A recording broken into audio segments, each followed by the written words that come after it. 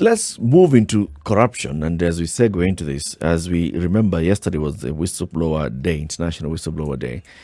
We continue observing and celebrating those who were whistleblowers in the country. Regional Officer at Transparency International Kenya, Derrick Makhandia, joins us now in the studio. Good morning. Good morning. Karibu sana to the Situation Room. Asante sana. That's the hot seat. Make yourself comfortable. I'm very comfortable. Relax. Familiarize yourself with the cabin. We'll be taking off shortly. You've heard of what we're talking about. We've just been having a conversation about the new potato regulations, and what farmers have been going through, how farmers have been suffering. A law was passed. Regulations have taken so long to be gazetted.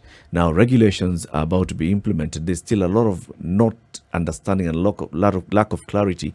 Yet all this thing is meant to protect the farmer, meant to benefit the consumer, because at the end, consumer is guaranteed of quality at affordable prices if a farmer is producing cheaply and farmer is able to access the market easily.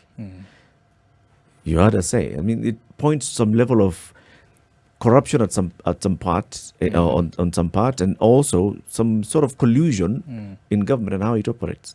Yeah, that is very true. I think the bigger problem is a lack of proper priorities by the government. We tend to over-legislate everything, and we also want to legislate very tiny things that do not have a bearing or a positive impact to the country. In the previous governments, we've seen the government achieve what needs to be done without necessarily regulating. I think for something as simple as keeping tab on agriculture, even extension officers, if we had a proper extension officers, a proper functioning agricultural department, we will still be able to achieve those things without regulation. So we overregulate, but it could also be the government is trying to look for funds and trying to pinch from every pocket that is available. So it's a big problem. It's about the government not understanding its role in building citizens and nurturing basic services, agriculture, and all other aspects of livelihoods. You know, there's a phrase we've heard in this very studio, and just listening to you speak is what has ignited this thought. This is the statement, state capture. Yes.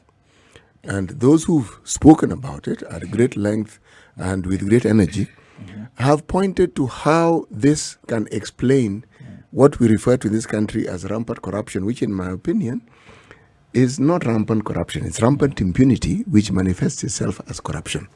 Now, your thoughts?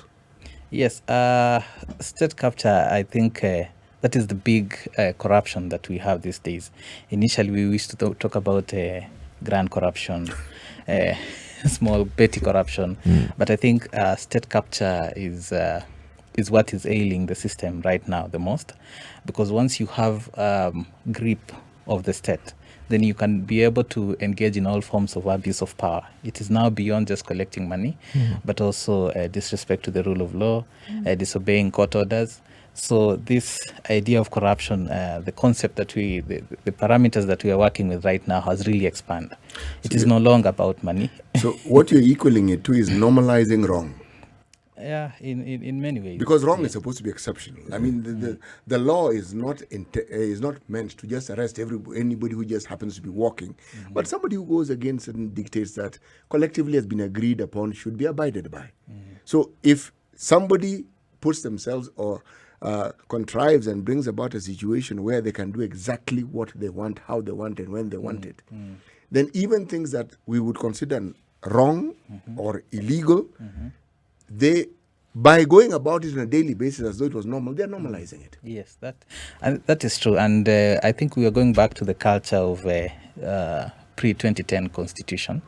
The idea that every public office, including the most powerful ones, have limits to what they can do. And they can be bound by constitutions, which some of them might have had issues with. It's just so hard for them to swallow. So it's a very foreign concept. Some of them got into office, and now the reality that they are bound by a document that they they passed and campaigned for. That they are answerable, that they are not the Yeah. sovereign. You know, Yeah. that whole thing of the sovereignty is with the people. Yes. That you get in there, you cannot do anything without the people's say so, without the people's consent. Bit of a problem, huh? It has changed everything. Yes. Because it's telling a leader, I cannot come and tell you. You are the one to tell me. What do you mean? Who's the leader here? But I'm the mheshimiwa. I'm the one who I sit here and I determine and I come and tell you, serikali, tunataka ufanye hivi. So, And you're so like, despite- boss, serikali ni mimi.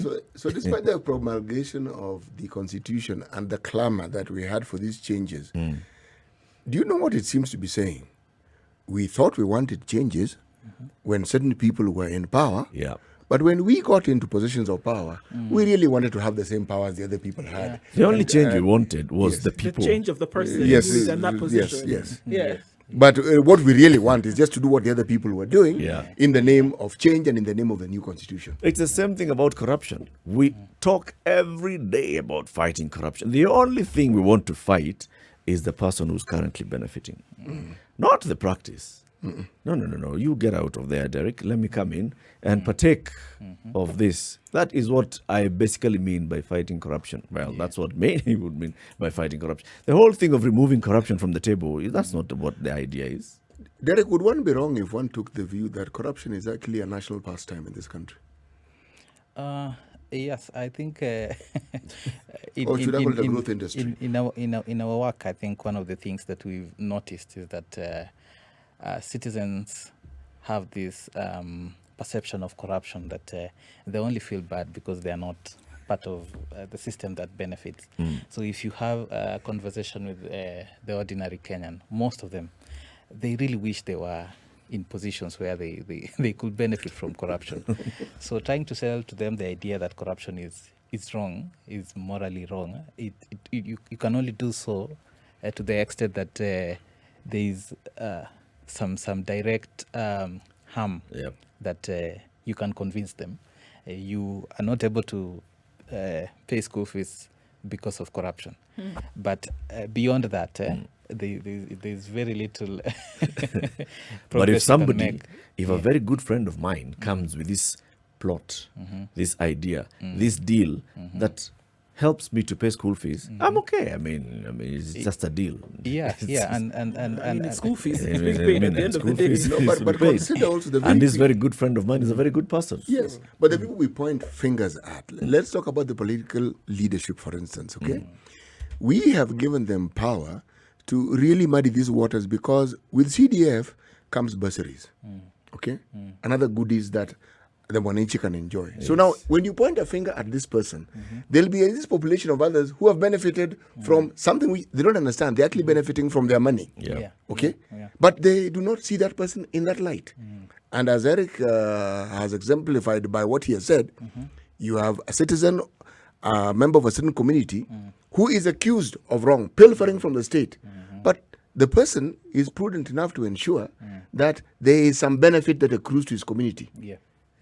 They cannot see this wrong that you're talking about. Yeah, and I think it's also a problem with our system. You remember there was a time when MPs awarded themselves housing allowance. Yes. And this whole conversation on salaries, and MPs keep saying that they earn very little money. In fact, they should be given more.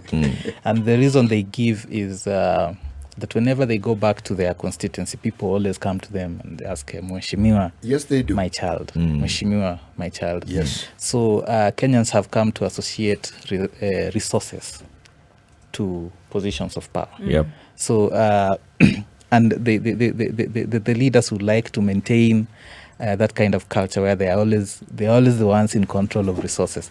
And you can really see even the discussion that is going on right now with the handshake and how resources are now suddenly moving to certain Appear to be moving to certain areas. Yeah. And moving away from certain areas. Yeah. And now as the president has go to certain area now to tell people, but the resources have not moved. They're still here. He's going there to try and convince the people. That one, as far as some people are concerned, the president is talking to himself. Yes. President is coming to play PR. Yes. And with a reality that we know. And we can see. Can see.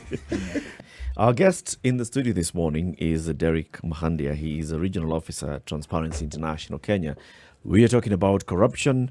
We're talking about fighting corruption. We are talking about good-natured people, citizens of the Republic of Kenya, those who mean well, those who are law-abiding, who notice something that's going wrong in their organization, wherever, whether in public or in private sector, but let's focus on the public sector. They raise the issue. They blow the whistle. And then what? Yesterday we had a conversation with one of them who blew the whistle, and he told us, after blowing the whistle, my friend, things just took a turn. First, transfer from within departments. Second, even your duties are taken away from you. So he has reported to work for many months. Was it 8 months or 9 months? 9 months. Where he just reported to work and would sit at the parking because he has no office, he has no work. The things that he used to do before, he is not doing them after. Culminating into last week, where he receives a letter from the University Council at Masai Mara University telling him, boss, do this, look for something else to do. Go look for something else to do. Talk to those people you'll be talking to, can give you something else to do. You know, these people are imitating processes that were masterminded in the Moi era. Now, these ones, if you're just talking about the maneuvering, no one actually suspends you. You are interdicted if you're a government employee. And then you are moved. Transfer. Well, transfer of services. It's a technical term. And before you know it, another letter from yet another department of government, or maybe the OP, telling you that you need to report to the PS in charge of that particular department for redeployment. And you're thinking, PS, goodness, okay? They'll keep moving you around and give it time. And in between, you will be called to help with certain investigations, and you'll be at the police station. Now, the difference was in those days, they'll beat the hell out of you while helping you understand what it is that you've been accused of. Okay? Then, at the end of it, they'll probably even sack you. Nice letter. And then they'll reinstate you. Meaning, I think about it and I say, there was some evil genius somewhere who knew how to disorient people completely. So you don't even know what to do. If you happen to have been aligned with someone in government and that person falls from grace, woe betide you. The thing you're suggesting, that you are a DC somewhere, remove the DC. Bring the DC to the head office. Not in OP, you're taken to lands or you're taken to Ministry of Foreign Affairs. And you arrive there and say, oh yes, we've got your letter, but meantime, we don't have an office for you. So what are you supposed to do? Sit in the waiting room? And they'll do this for a long time. The understanding is, if you don't have a backbone for it, you will quit. That's what they're waiting for. But they will not sack you. And this is all happening because you did what? Well, you happen to be aligned to somebody who's fallen out of favor. Right, and maybe you didn't even open your mouth. So in this case, we have whistleblowers who are opening their mouths, Derrick, and they are saying things, they are providing evidence as to things that have gone untoward in areas where they're working. And you can imagine this situation and this picture that has been painted by CT now. And this is just because you were aligned to somebody and you were basically thrown into the bowels of non-existence, right? Yes. So now, in a case whereby you have actually gone out and said something or basically shown the light on some terrible practices that were going on, whether it was corruption, you know, that from stealing of public funds or mismanagement or things like that. Why on earth would anybody looking at the situations that people that we spoke to yesterday, for example, are going through and then still want to contribute their voice towards this whole whistleblowing society? Why would I want to do that? Because it's the right thing to do. That is, at least at the very basic level, that is what we try to encourage citizens. But the reason why it is so difficult is of victimization. There are some researches we've done, and they have shown that around 87% of people who witness corruption do not report for one reason or the other, including nothing will be done on victimization. Victimization is usually the biggest reason why people do not report corruption. And how we are able to mitigate that is by creating systems and platforms which are able to promote whistleblowing and also protect whistleblowers. Sankale is a very good case study for us, and interestingly, this happened during the World Whistleblower Week. Yeah, but what we are promising to do is to give him support and to shield him from any adverse effects from his whistleblowing. Yesterday, we had him join us at a meeting at Hilton Hotel. Yesterday was the World Whistleblower Week, and we had members of parliament who joined us and assured him that he will receive all the necessary protection that will be that can be dispensed from their end. So they are going to raise a motion in parliament to ensure that he is reinstated and the proper procedures are followed. Also, on our side as civil society, we're also going to support him legally or even socially in all aspects that we are able to.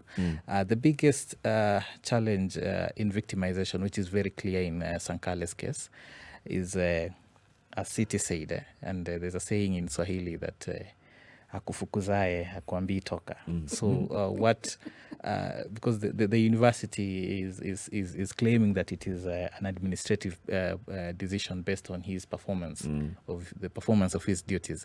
But if you listen to Sankale keenly, it is very likely that he was frustrated. He was put in a position where he was not able to perform. So maybe they didn't give him work. They'd give not a proper place he could do work.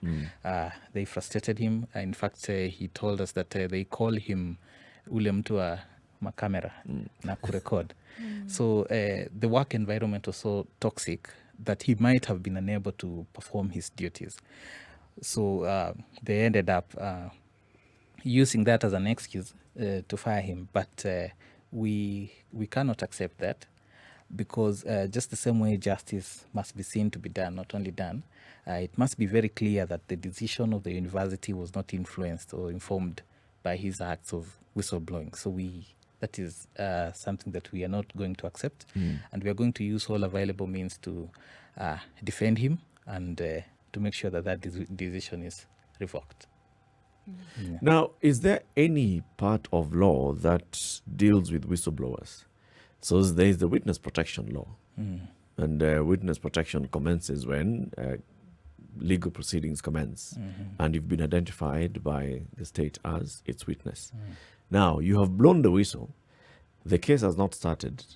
At that point, what protection do you enjoy in law?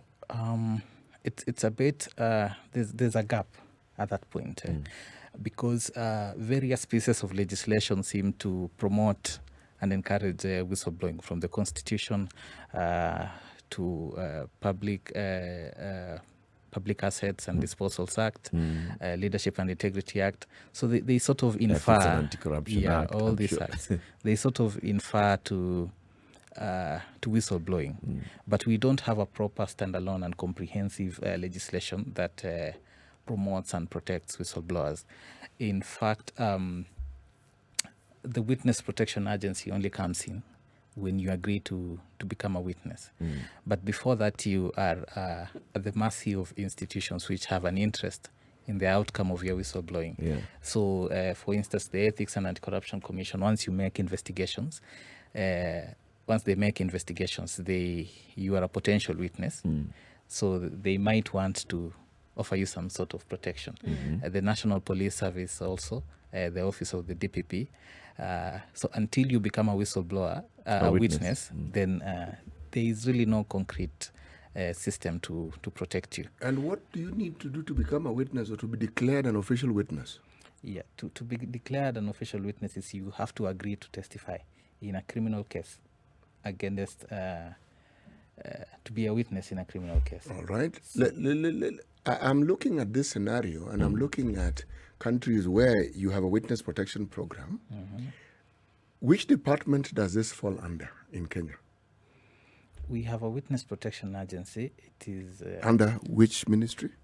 It is under the Office of the Attorney General. It's a state law office. Yeah, right? State law office. law office, yeah. And it is administered by which arm? The National Police Service, the Army, GSU, which one? Which security organ administers this? I don't think they have a security organ, but they tend to work covertly. So we might not be able to get those details on how they do their affairs. You see, why I ask the question is because when you talk about protection, the Office of the Attorney General, what is it that they have within their setup that can offer you protection beyond the powers within? That's why I brought in the security agency. These are the people who are actually trained to protect people. Okay? Now, so I am listening and I'm hearing and I'm saying we have it on paper that we have such a system, but how it is operationalized seems at best vague in my mind. So that even if somebody wanted to be a witness, with that vagueness, why would I put my life on the line? Because that's what it boils down to. Putting my life on the line. And what guarantees would I have that I would actually receive any form of protection? What I will have done for sure is made myself known. I would have brought myself to the public eye and to the eye of the very people I'm supposed to be providing evidence against. It doesn't encourage anybody to be a witness. I think the operationalization of it is what needs maybe to be explained. So once you become a state witness, what kind of protection do we give you? There are people who may require just protection, but they still go back to their communities. There are others who may require protection, but they need to be removed from the community to some undisclosed location. So there's a fund that's established to operationalize the agency. So at what point do you qualify to be completely removed from your community? And do you get, we watch in the movies where people take new identities and all those things. Does that apply here? Those are movies. It does not apply here. Like now, if you become an agent, a witness in a very big case, and you've agreed to testify, which you'll also testify in camera and all those things. Yes. The likelihood... The protection, what does the protection entail? Actually, And to what extent? And for how long? Is it for life? Is it for just a few months? Is it for duration of the case? Is it... The closest example we have of such a scenario was the issues that were at The Hague that involved, among other people, our president and then the deputy. And they were witnesses. And that system alluded strongly to a certain degree of protection. Did we not witness and see one supposed witness after the other, either recanting or dying? An epidemic suddenly struck these witnesses, and somehow they were no longer available. So the thing that seems to be a guarantee is a communication with the ancestors. Sure. Yes. And it doesn't strike me as though the atmosphere is very encouraging for anybody whom, and you've said that a lot of people who come in contact with corruption, whether in their spaces, are not likely to report. And I can see why. Yeah, true. I can understand why, because then, I want to live until tomorrow, really, and the days after. I want to be able to secure my livelihood. So in as much as I see this occurring, it's not that I have an appetite for corruption or that I am not interested in seeing the rule of law being followed, but I am actually interested in securing my livelihood. Yes. Because I have seen, or I see, that those who come forward don't exactly have the jolliest of times. True. And also this concept of security. What kind of security is it? I think we tend to assume that mostly it is a physical security. Yeah. That you will be given a team of police officers To tail you everywhere. to guard you, Yeah. and you will not be harmed physically. But there's also the economic security aspect, which is very essential. Yep. So once you are you have become a whistleblower, the case has been concluded, but no one wants to hire you. So because governments, how they operate, they wouldn't want someone like Sankale in their system, Snitch. unless it perhaps maybe just a few officers. So how do we conceptualize security beyond physical security? There's also issues of social security. The society But Derek, sometimes there's a unique aspect that Kenyans have. There is the threat, yes, and implied and otherwise. But talking of security, they will also seek to bribe you. That, to me, is more potent than even a threat to kill you. Because if somebody offers you a certain amount of money, which in normal lay terms is colossal, then suddenly you will find that your mind has a flexibility that you hadn't understood before. So, again, how then does somebody looks at this? I have this threat and I have this money. Do you really think it's going to be very difficult to determine which direction the person would go to? It's about fear of the unknown, and there are certain times, the times we are in as a country, it's very hard. Analysis. Yes. Cost-benefit analysis. That is what. And the money provides a certainty for the unknown. Yes. But that is as far as witnesses come. Derrick, when we started this conversation in the previous hour, the first thing that you said is sometimes we tend to over-legislate and over-regulate. Now, we don't have any legislation that specifically speaks of protecting whistleblowers. Now, in the same spirit of a legislation and regulation, do you think it's important to have a specific law that deals with protection of whistleblowers, aside from the Witness Protection Act that we have? Yes, for this specific one, I think it's very important. This is not of a legislation. Yeah, it's not over legislation. We do not have a proper framework. Yeah, so what we do is just we pull pieces of legislation from other statutes. But for this one, we need a standalone legislation. We have been trying to push for one over the past 5 years in Parliament.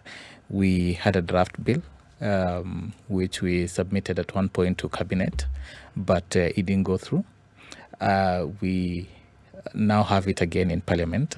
So there are 2 members of Parliament who have supported us in tabling two bills. There's one promoted by Honorable Jangagwa and the other by Honorable Irene Kasulu. The 2 bills are similar, but they have provisions that will ensure that we have at least a proper framework for whistleblowing in Kenya. I think one of the reasons it has dragged is because it is a money bill. So the resources that will be needed will be significant. And it goes beyond just protecting, but also promoting. So whoever gets that mandate, whichever institution that bill will be anchored into, will need to dispense resources in promoting and protecting and encouraging institutions to also develop their own internal whistleblower regulation mechanisms. So it is a very comprehensive bill, and one of the very unique aspects of the bill that we are trying to introduce is a reward scheme for whistleblowers. It is a bit controversial, but I think in the interest of promoting whistleblowing, some sort of reward mechanism should be incorporated. Like what? Why are you calling it? From where? And why are you calling it reward? Government? Why, when you call it reward, you know you change the complexion of the whole thing. You commercialize the Yes, whole you do. You do. Yeah. What about just leave it as protection? Because if you present yourself as a witness and we know how things work, you're out of a job, that security ought to be provided. But it shouldn't be. When you call it a reward, But okay, I can see where they're coming from, City. yes. If you witness something like now, in the case of Spencer, you witness something happening in your institution, like we started by hearing from Derrick, 87% of people who witness corruption happening wherever they are do not report it for various reasons. Among them, just whole belief of looking at past experience and seeing nothing has happened. Second is for fear of victimization. So incentivize somebody who witnesses something going wrong to actually come out and point it out. So what is that incentive? Beyond people like Spencer who are 100% patriotic and they want to do the right thing, okay? And in this current society of ours, those are few. Now, how do we bring in more and more people into this pool of people who would willingly come out and say, I have witnessed something happening? There's some incentive that needs to come in. But now, if you put it a monetary incentive, you again go and ask the question, but what is your patriotic duty as a citizen? Well, it is a very controversial provision that we are proposing that is in that bill. And it's not something that we necessarily are for. We would have loved if whistleblowing was done in utmost good faith, and based on patriotism. But the reality that we have right now, when you ask someone, will you report a corruption case? I think one of the responses you would get is no, because there's nothing in it for me. So we just want to put something in and it. also, if you look comparatively at other jurisdictions and other countries, there are some which have that provision.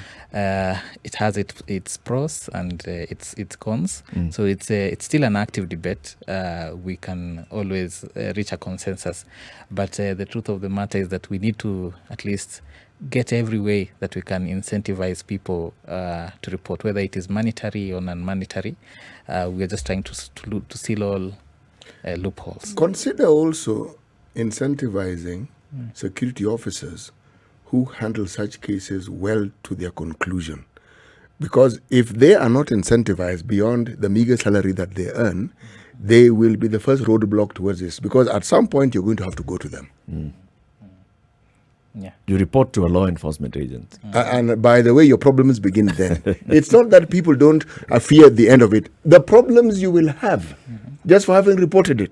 Yeah. You'll curse the day you actually thought of opening your mouth. Yes. So incentivize the security officers as well, so that one has an incentive and feels the need. Okay, let the patriotism grow, but don't start with patriotism. And if you look at some of the past whistleblowers, the most popular one we know is Munyakei, and Munyakei whistleblew the Golden Bag scandal. It was around 35 billion. Yes.